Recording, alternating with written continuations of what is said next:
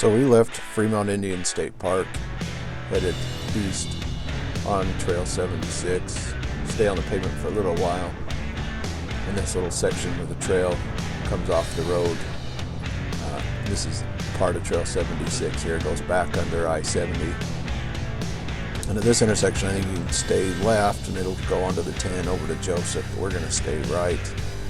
And we're going to stay on Trail 76 and take it back up the mountain.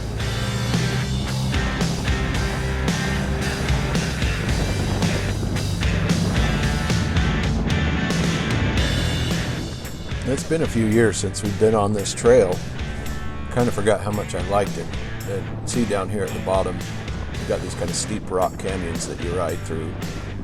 Yeah, really, and it's smooth and it's really pretty fast down here at the bottom. It's a really good trail.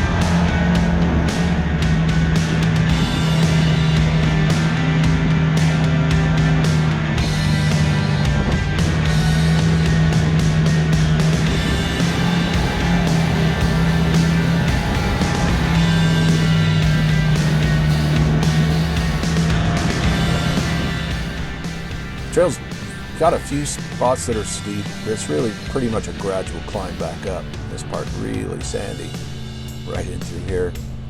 Pretty deep little pit of sand right there, but it doesn't last very long. You know, the trail gets a little bit rocky here and there, but for the most part it's really pretty smooth. And then say you just slowly kind of gain elevation. It's just kind of a gradual uphill. I'm gonna say steep in a few little spots, but for the most part it's just kind of a gradual uphill run.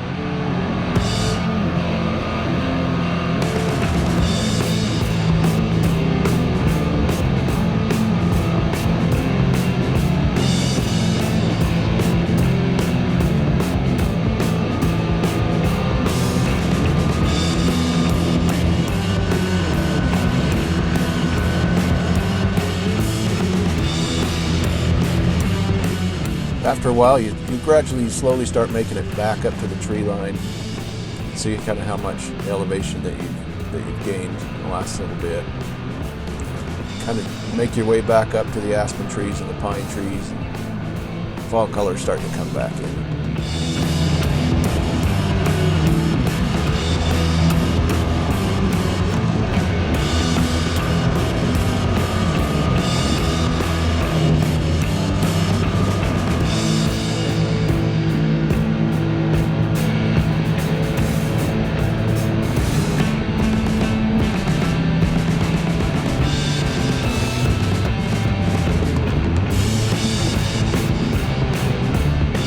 Back onto the 01 here. Now if you turn right, that'll take you back down to Fremont Indian State Park, but we are going to stay left straight ahead, and we are going to go up the 50-inch section of the Max Reid Trail. The Max Reid Trail is probably one of the best known trails on the Paiute system, and it's one of the most well traveled, so you have to be a little bit careful when you're going up or down this trail. You're probably going to meet some oncoming traffic here and there. Like I say, it is a pretty popular trail, but the nice thing about it being popular is that it's pretty well maintained. But this is the 50-inch section of the Max Reid Trail.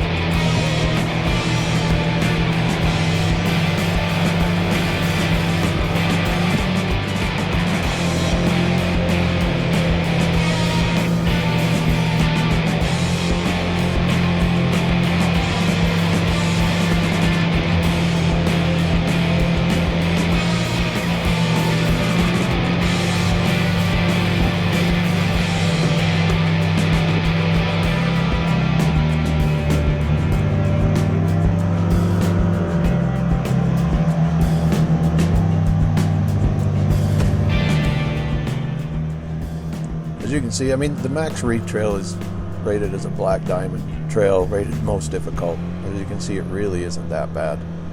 There are a few sections that are a little tight and a few little sections that are kind of steep, but all in all, I mean, it's easily doable. I mean, I actually prefer to go up the Max Reid. Makes things a little more interesting for me. Much rather go up than down, but that's just me. I usually make the loop around like we've done in part 1 and go up the Max Reid at some section.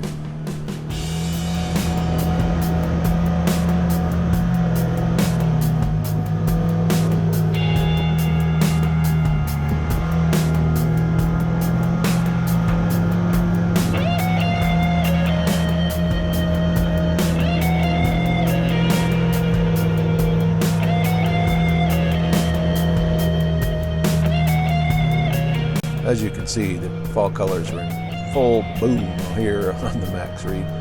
There's a really nice mix of aspen trees and pine trees on this trail. It really makes this a pretty trail in the fall.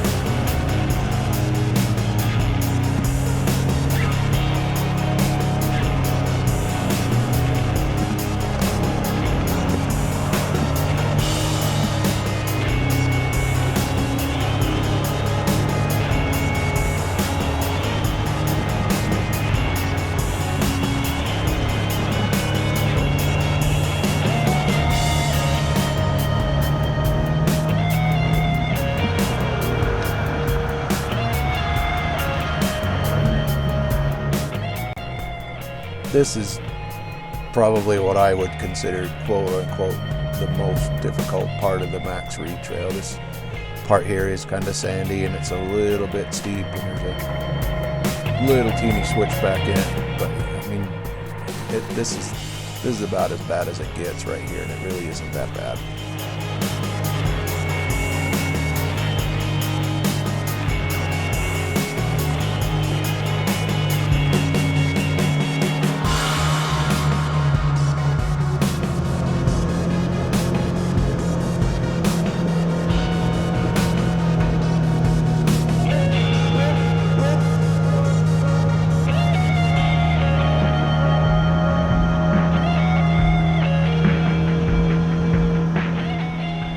Yeah, this is kind of looking down on what you came up through, and you can just really see the colors. You can see the aspens mixed in with the pine trees.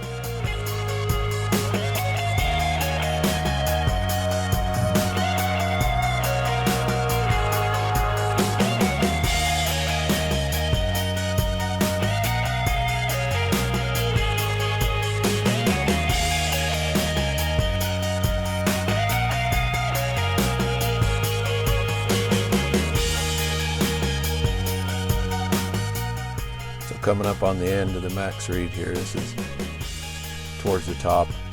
You come through the gate and you reconnect. You're still back on the 01, and you can see if we turn right, that's the 13 that we took in part 1 to go down. But stay tuned for part 3, one more part of this day. We are going to head south on the 01, past the 02, go up and over the top of the Tushers, and check out Trail 26 and the loop, the 60-inch section of the 01 coming back up the other side. So stay tuned for part 3.